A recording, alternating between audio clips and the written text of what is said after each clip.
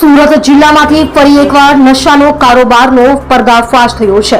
સુરત જિલ્લા એલસીબી અને એસઓજીની ટીમે સંયુક્ત રીતે ઓપરેશન પાર પાડી 74 લાખથી વધુની કિંમતનો ગાંજાનો જથ્થો ઝડપી પાડ્યો છે। સુરત જિલ્લા એલસીબીને બાતમી મળી હતી કે એક ટ્રકની અંદર મોટી માત્રામાં ગાંજાનો જથ્થો લાવવામાં આવી રહ્યો છે, જેને આધારે બંને ટીમો સંયુક્ત રીતે વોચમાં હતી। દરમિયાન બાતમીવાળી કામરેજના વલથાણ ગામ પાસે તોરલ હોટલની સામે અટકાવી ટ્રક તપાસ કરતા ટ્રકના ચાલકના કેબિન પાછળ એક ગુપ્ત ચોરખાનું બનાવી તેમાં મોટી માત્રામાં પ્રતિબંધિત ગાંજાનો જથ્થો છુપાવી લઈ જવામાં આવી રહ્યો હતો। પોલીસે ટ્રક ચાલકની વધુ પૂછપરછ કરતા આ જથ્થો ઓરિસ્સાના ગંજામથી લાવવામાં આવ્યો હતો અને કામરેજ ટોલ નાકા પાસે ઉભા રહેવા માટે જણાવ્યું હતું અને ત્યાંથી આ જથ્થો સુરત લઈ જવાનો હતો।